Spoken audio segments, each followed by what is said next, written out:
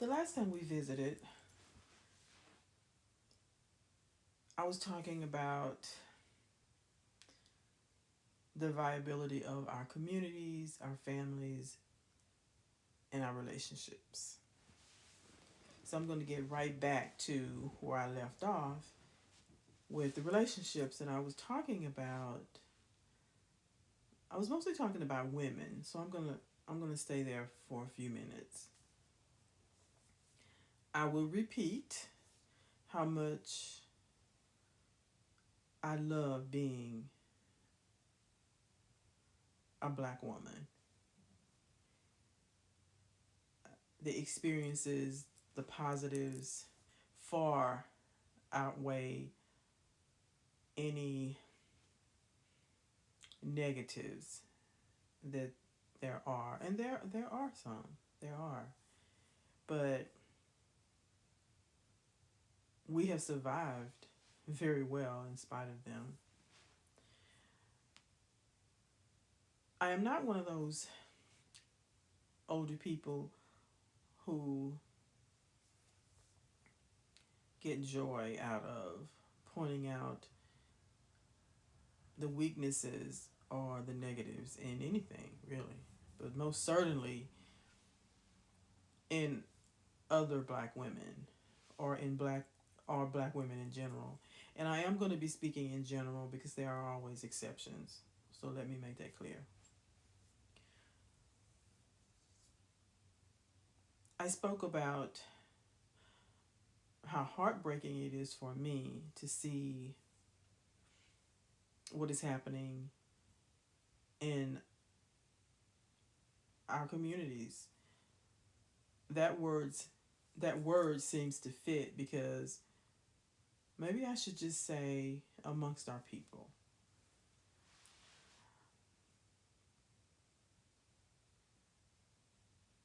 I hope I don't offend anyone when I say that the black woman, the role of the black woman is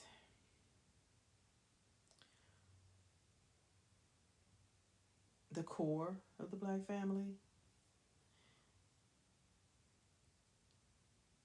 And I in no way mean to even remotely imply that the role of the black man is any less important. But women get pregnant, and I know we cannot get pregnant without the man. But we carry the babies, we nurture them through our bodies. Good mothers nurture them after they're born. We are such an important part, I will say that again, of our families. And I say that about all women, but again, I'm speaking now about our people.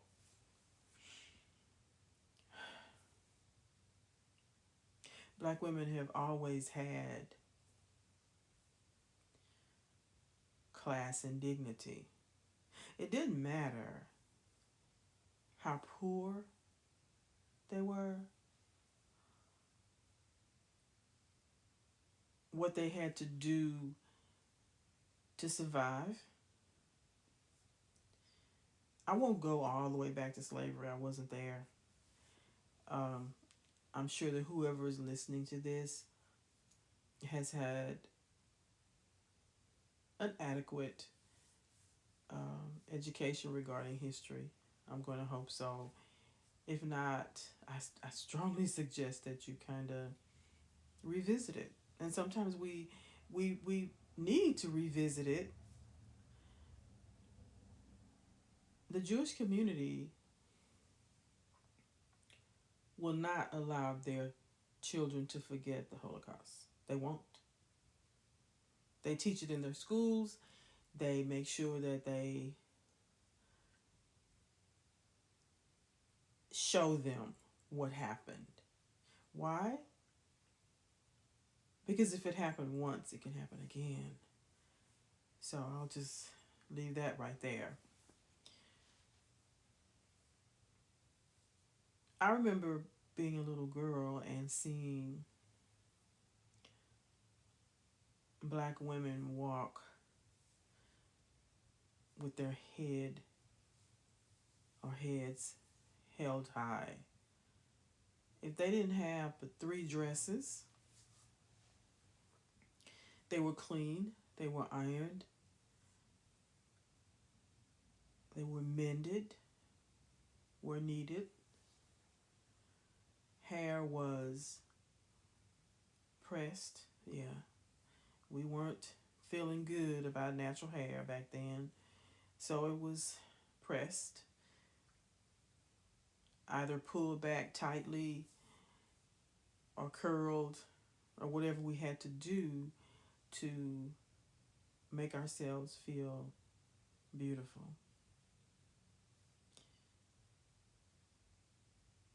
Black women didn't hear that a lot, not the average black woman. I think the word beauty was always associated with that woman who honestly looked closer to the majority race. I mean, it's just a fact. That's just the way it used to be. Um, I used to always think it was interesting because no matter how the features looked, whether they were small and pointy or thrown off or something, if it was in the right kind of package, it was thought to be beautiful. Now you take another woman, the package is not so glamorous, but the features are symmetrical and they work and the whole thing, but that's just not the first thing you see. And in the previous recording, I talked about the competition between women that I think is natural. I think it's a human thing. And again, I don't know if men have that. It could be because of how they are, how they are. But for women, our competition is twofold. It's that innate competition to be noticed by the male of the species, and then it's just the part of being a female. I think is even if you don't want to compare yourself, society makes you compare yourself. And if you are mentally healthy enough, you can do the comparison, but not come up making yourself feel short. I mean, there are always going to be women who look better than you, and you're probably going to be better looking than a lot of women. So it doesn't really matter in that way unless you put all of your sense of worth on what you look like. But even if you try not to do that, society does it for you. Men do it for you. But first, I'm going to start. Just let me stick with the topic of women. When I do get out in groups, I see so many beautiful young black women who don't seem to care much about how they present themselves. Fashion and fads and those decisions being made by celebrity celebrities celebrities or rich people or people who other people think are important. They've always been sometimes edgy, sometimes not so edgy, but people have always been influenced by them, especially women. Women do care how they look. I don't care if it's the plainest looking woman in the world. It may not be high on her list of priorities in her life, but she would still go out. Her outfit may have been the most boring thing that the average person has seen, but it was clean and it was put together, and it was her style. And we have always had style. We can wear colors. We can well carry it off. We can wear different cuts, whether it's on the bias or if it's. I mean, it's almost like the creativity that is within us. We are able to project it to the outside. Again, I'm not saying that other cultures don't do that as well, but we, and maybe it's because I am black and I can relate to it. It's just fun. We're not afraid to try new things. We're not afraid to express ourselves.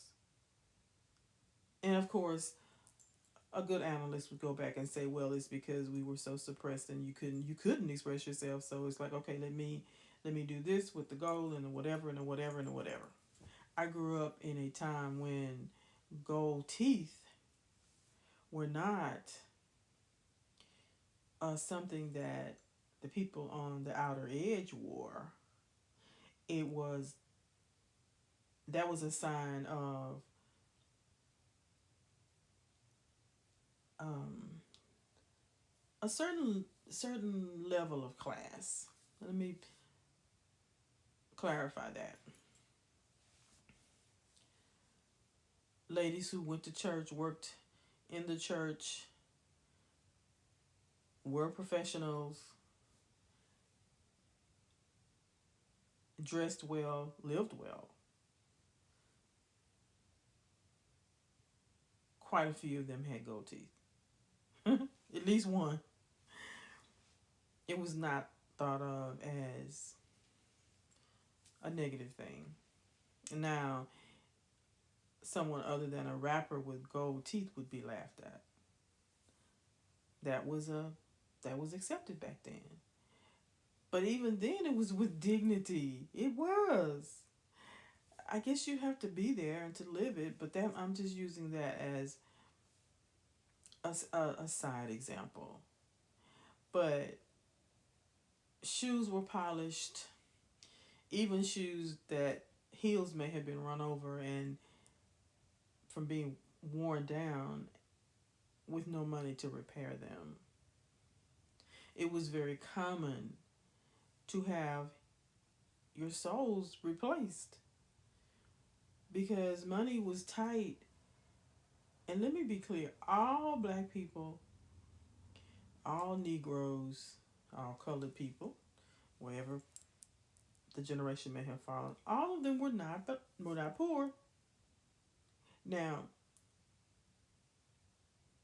I guess it depends on the person's definition of poor.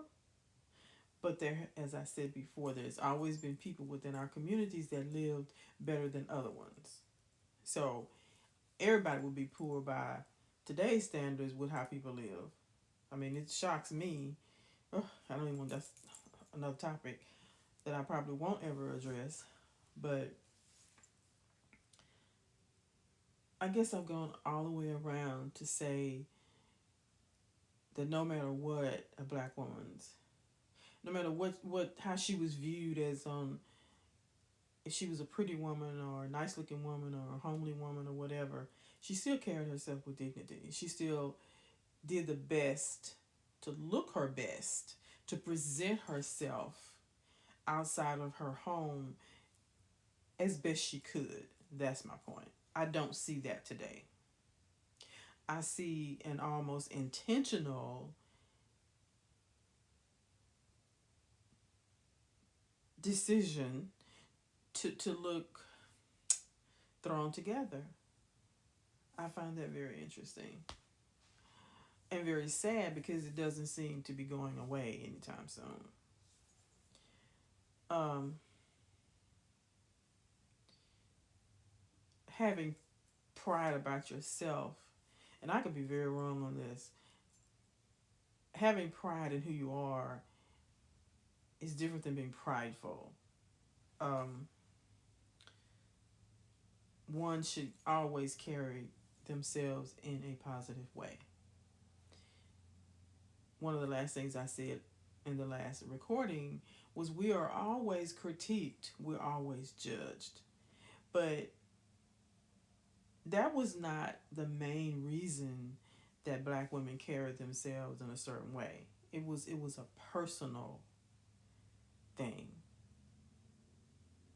They knew that people were going to look at them from the neighbor next door to the people at the job, whether it was in some um, white woman's home or in the kitchen, in a restaurant, or wherever they happened to work. They knew that they would be looked at um, in a different way. So but it was a personal thing to let me do the best I can with what I have. Let me make the best of what I have until I can do better. That's a start. That's a start. Feeling good about yourself, trying to, and it's a challenge. I mean, it's a challenge when there are times when you feel like the whole world is against you. When you feel like you don't matter outside of your community, you know that. But when it starts to seep into the community, then that's very difficult. It's very difficult. It seems like that attitude has just exploded, and women have gotten defensive about who they are and what they've done. It has become easy for various reasons, which is a little bit deeper than we're going to go into. There are many factors with that division that we spoke of, that I spoke of earlier. Um, it has been planted in our minds, and we have done nothing to stop the growth of that negativity about ourselves. It's almost like we have been feeding it. Every generation feeds it more and more, and that is very disturbing. Now, it seems that you have black women who brought a lot of things on themselves by being so defensive and feeling they have to prove their worth, and sometimes doing it in a way that appears to be aggressive, and for a lot of women has actually developed into aggression. But I seriously believe that most of what society views as aggression in black women is a facade. It's a defense mechanism that has been put up to protect themselves from being hurt. Now, let me throw something about the men in there. Okay, we have said that men are attracted to what they see, they respond to it. And as I said, women know this.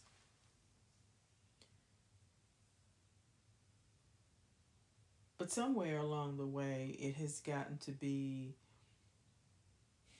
used as a weapon against women, where women are looked at as, and I'm not saying that it just happened. But trust me, I'm not saying that at all. It's always been there during my lifetime. But it's been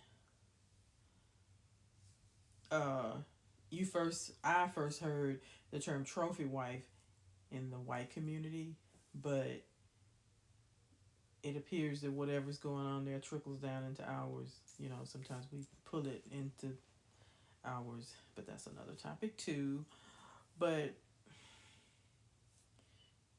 I think men are just, they just naturally, it helps their ego. It helps a lot of men feel stronger or more accepted by their peers, to have what society will deem a beautiful woman on their arm. Okay, women pretty much feel the same way, just not so deeply.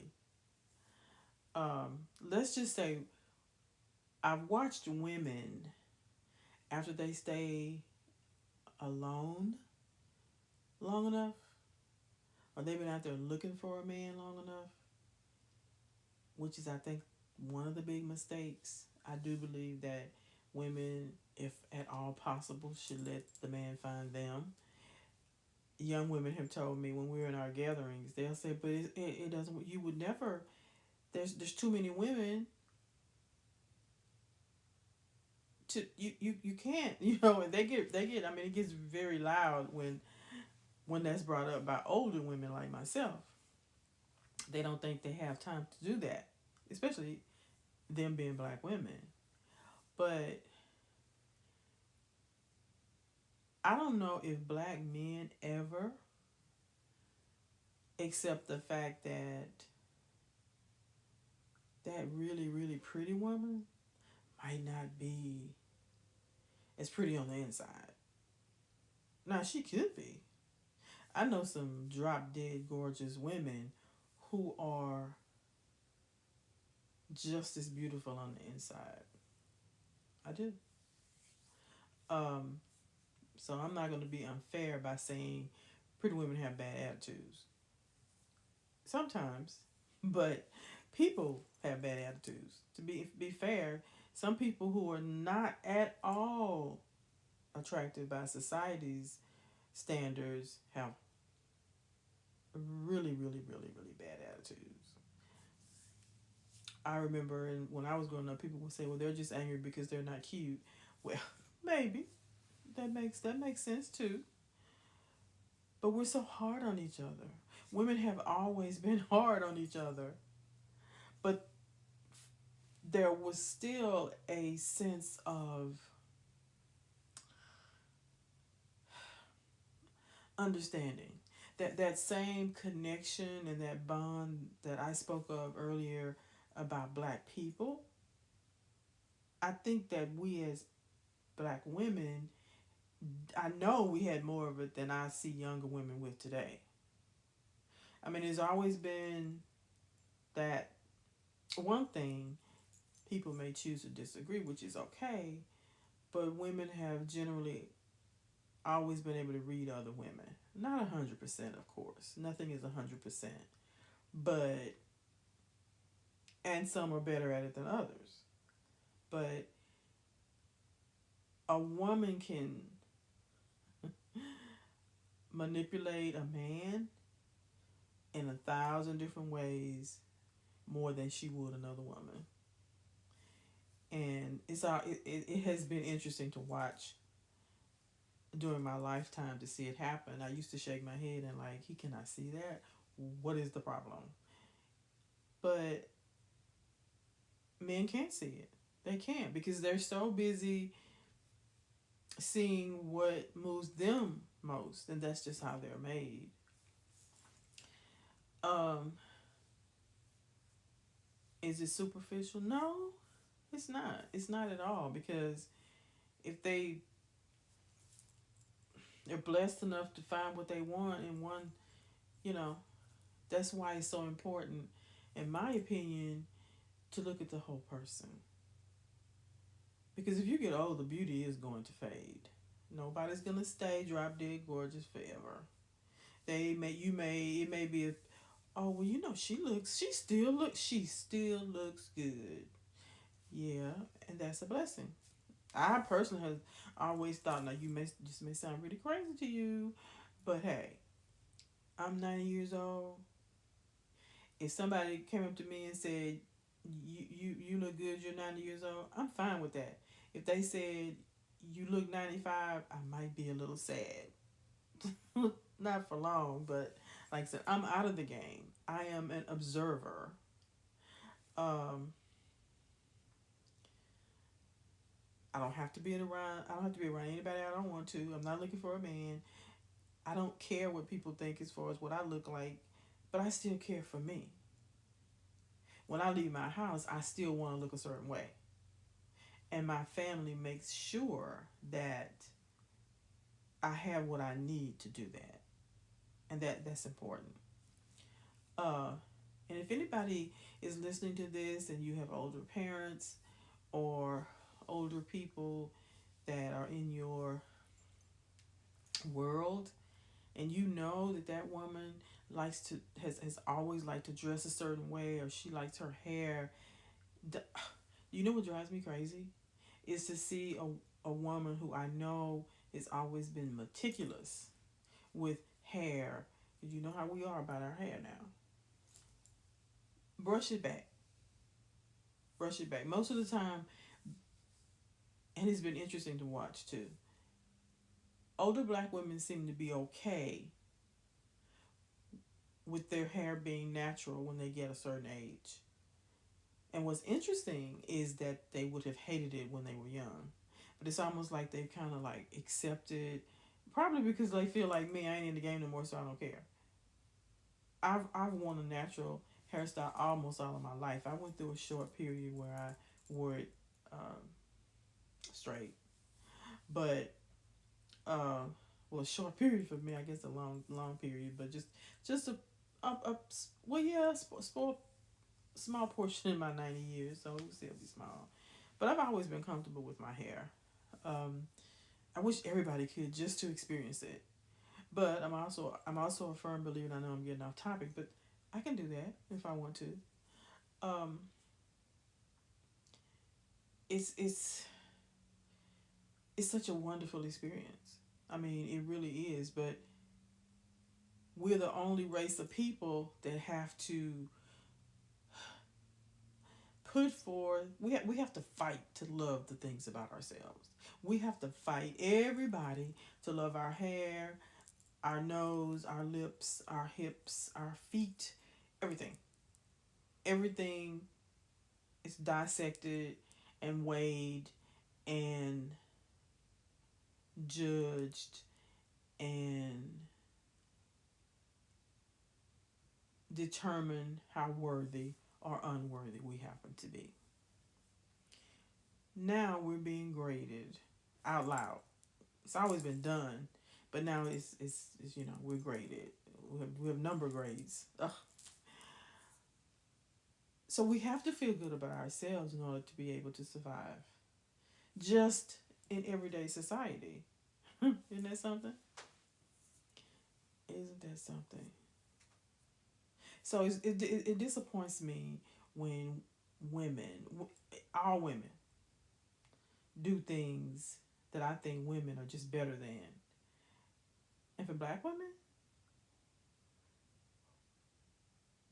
when we do crazy stuff, disrespectful stuff,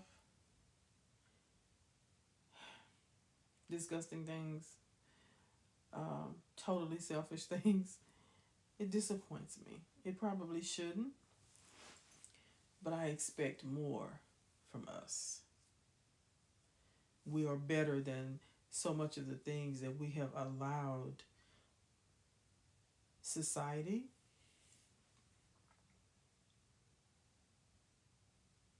to make us believe. We've given away our individuality and so much of what forms our dignity. I know that sounds kind of heavy, and maybe my expectations are maybe they're unrealistic. Maybe what I expect from us as black women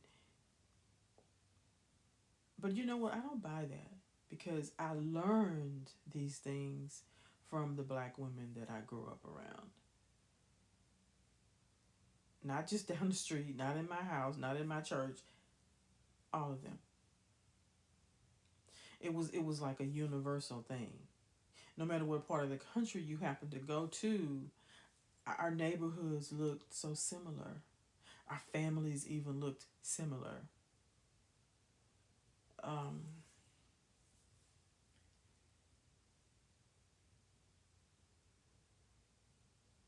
I keep using the word disturbing, I know, but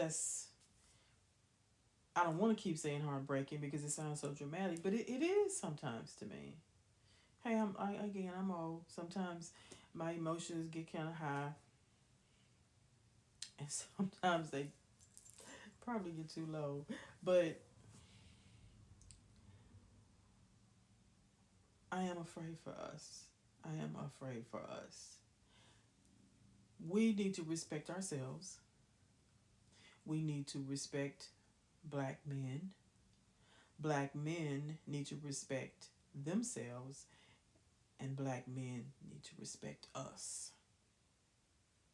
If we can, how can you hope to fall in love with someone that you can't respect? How can you do that? You can't.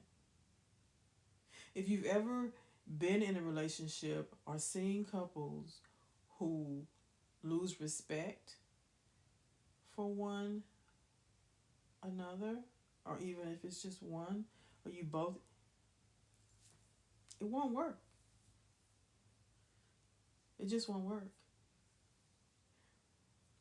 And as much of a romantic as I am, over the years I have learned that love alone is not enough to keep a relationship together. I used to think that though. Oh, it was so beautiful. I just, well, if we love each other, we can withstand anything. Nope. That is just not true. You can love somebody and seriously dislike them. You can love someone and you wouldn't live in the house with them if your life depended on it. Now, some people may disagree, but again, that's okay. That's okay. These were my musings. And if nothing else, maybe for some people, some of them will be food for thought. What kind of legacy are we leaving our children? They have so many negative things coming at them, the technology that's out there, their need to be accepted by strangers, but yet they don't care about being accepted by the people who love them. Isn't that something? You don't know this person over there. You will never meet that person. That person cares nothing about you, and you really don't care anything about them either. But they liked a picture that I posted, or they liked something I said. They just hit this little button and they said they liked it. And my day is wonderful. But that same young person can go and do something that may hurt their parents' feelings or may totally go against anything that their parent has taught them, and they don't care.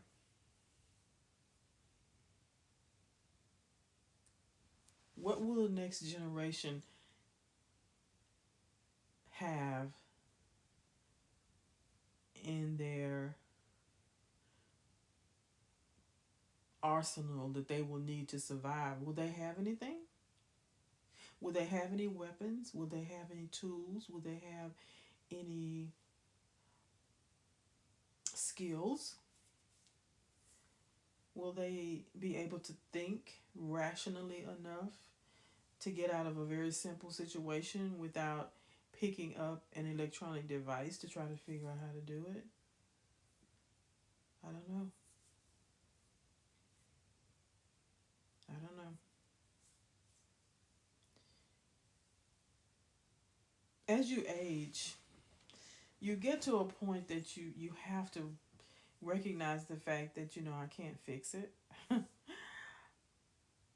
I can't fix the future generations. I can't fix black women. I can't fix black men. I can't fix. I wish I could. I can't. But then we have to stop and say, but you know what? I did the best I could to do what I could while I could at that time. Our children don't always use their life lessons well. They don't use them in a timely fashion. But society has taught them that they don't have to.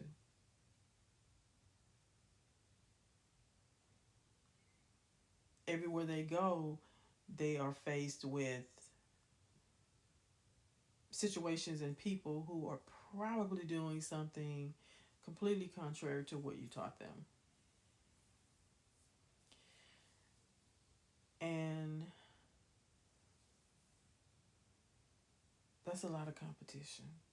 That's a lot of competition. Teachers have classrooms that are set up in such a way that their actual one-on-one time with their students is so small. It's a wonder kids learn anything. Um, I don't see that getting better. I see it getting worse.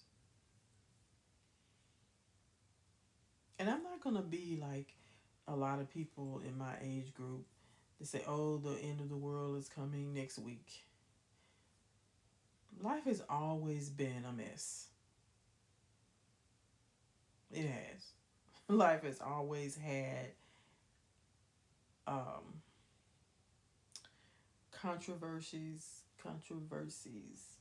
Life has always had a lot of craziness. Has there ever been a time that racism was not here? No. Will there be a time with racism and all the other isms are not alive and well and growing? Probably not. But I grew up in a time where it was common to hear about people being hung, black men being hung. Yeah, hung, right, from a tree, right? Where no matter how bad it hurt and how you felt, nobody was surprised. So that's pretty bad. That's pretty bad. So are the events of the world bad? Yeah, they are. They seem as bizarre today as they are bad. It's like the water has been polluted with craziness. Um, so that's a huge difference. I guess when you think about relationships, so many factors affect relationships because you are two individual people, and it took me a long, long time to learn that you don't go into a relationship thinking you are 50% of a whole, looking for somebody else to make you whole. Well, no, you need to go into the relationship as a whole. He's a whole, and then you come together and you got something really special. Because if you go into it as 50%, he's the other 50%, he screws up or you screw up and you separate, then you each are just 50%. So you come up short. Now, the math may be off. I don't think so. The logic may be off. I don't care. But I have definitely learned that our happiness, our worth,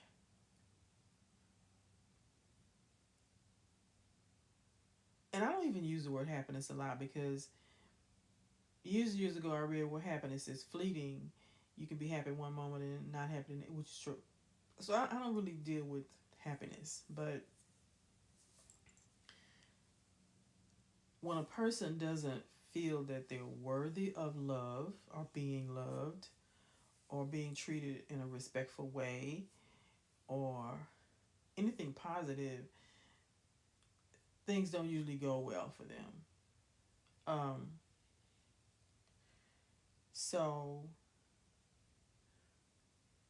it's important that we love ourselves. It's important that we love ourselves and be able to recognize love so that we can recognize love from someone else when we meet that person.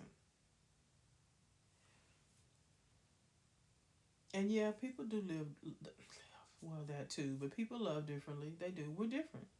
We're all different.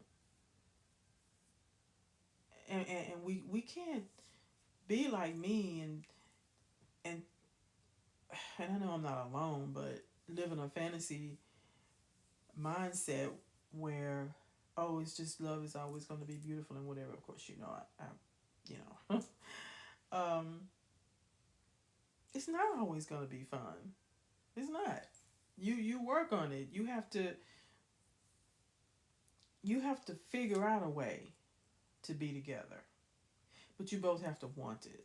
If both people don't want it, oh, you may stay together for 75 years, but well, if you're okay with that, that's fine. But because a lot of people, I know people who've been married. I have been fortunate enough to know people who have been married well over 50 years, and it's beautiful to see. It is really beautiful to see. It's beautiful, and it's wonderful to be able to do that. Usually, if I say happy anniversary, I say congratulations as well because they should be congratulated because that is a huge achievement, a huge accomplishment. They should feel good about themselves. I know people who've been married 50 years and they can't stand each other, but they still married. And they have just decided, well, you know what? I'm used to your crazy and you're used to mine, so we can just stay here together and share meals together and a roof and don't kill each other and get along reasonably well. I think maybe it's what you expect out of a marriage, you know? But again, when I started this topic and talking about the viability of our communities, I probably left out the word healthy relationship and healthy families. Families are more complex than a community. um, Relationships don't have to be as complicated as we make them. Life doesn't have to be as complicated as we make it. Our experiences, we do so much to get in our own way. We don't want to give in. We don't want to compromise. We don't want to do anything that may look weak. We don't want to do anything that will put us in a position that we may feel vulnerable. But when you love somebody, you put yourself in that position because you love them, and the people that you love, well, me, let me just speak on myself for that.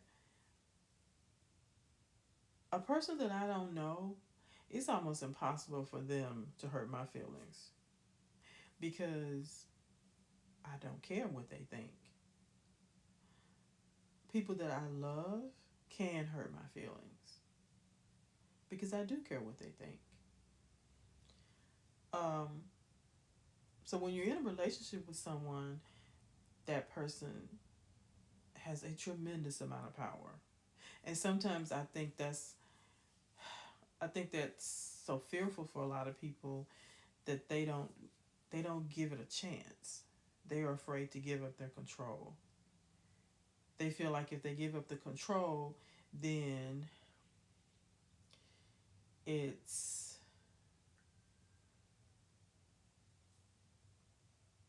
it's going to hurt them in some way.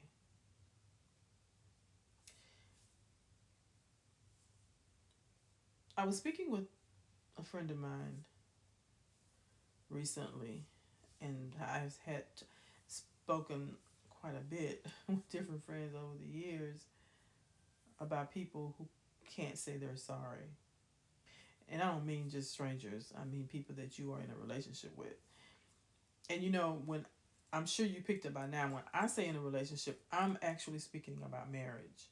Now, I don't believe in love at first sight, but I believe in connections. Okay, which I think you could just say chemistry. I guess that's it. But when we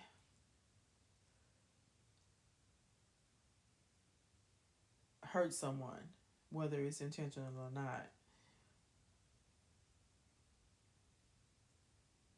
I have I have because I've watched this over the years because it's always been such a sore point for me. A person who cannot or refuses to say they're sorry to someone that they profess to love, I don't understand that.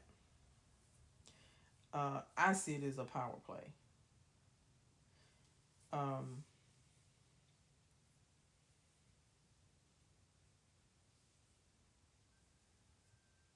that was a bone of contention in my marriage in the early years, but I felt so strongly about it. I actually threatened to leave Mark because of it. I thought it was I thought it was well, I didn't think it was painful for me.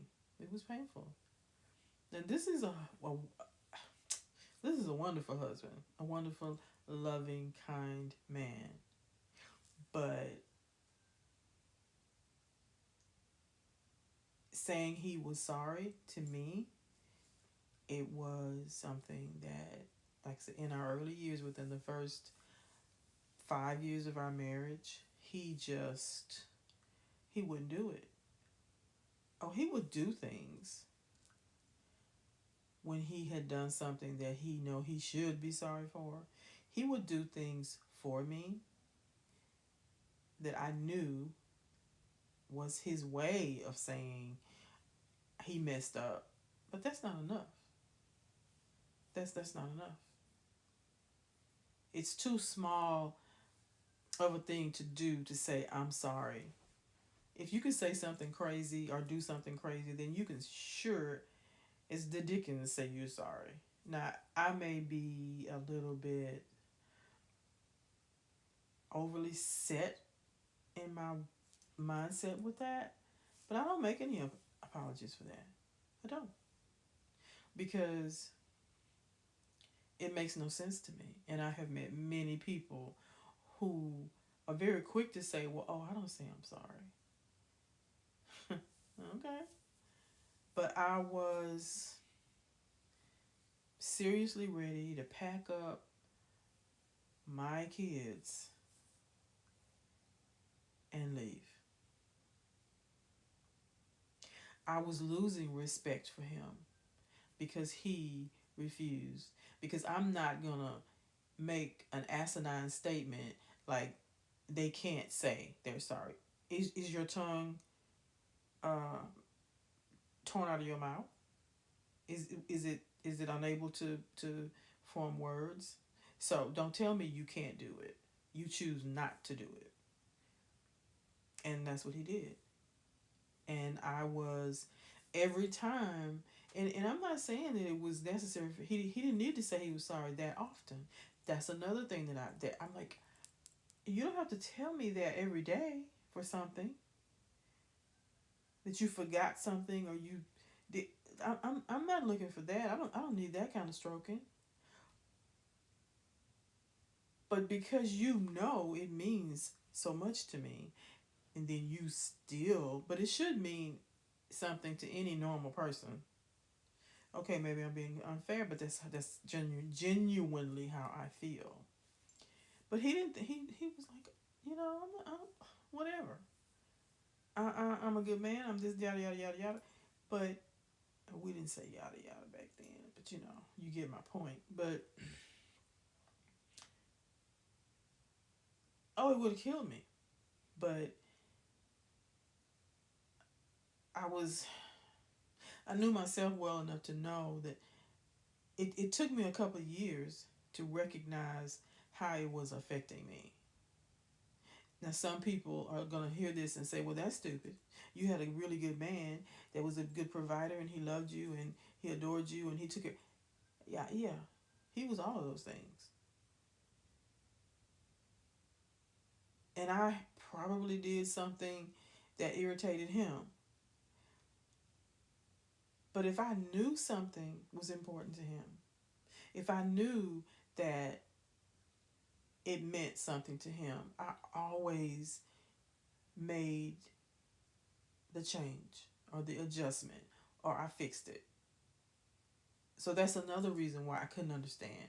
I could, but he was extremely set in his ways. Um, it helped make him successful, but he would have been successful without me because I really I did not want anything to come up in our relationship that would make me not respect him. Because even as young as we were, I understood how important respect was. Even being the romantic that I am, I understood that respect was important. Even though at that time in my life, I felt that if we loved each other, we could overcome anything. And see, it was that mindset that made me unable to understand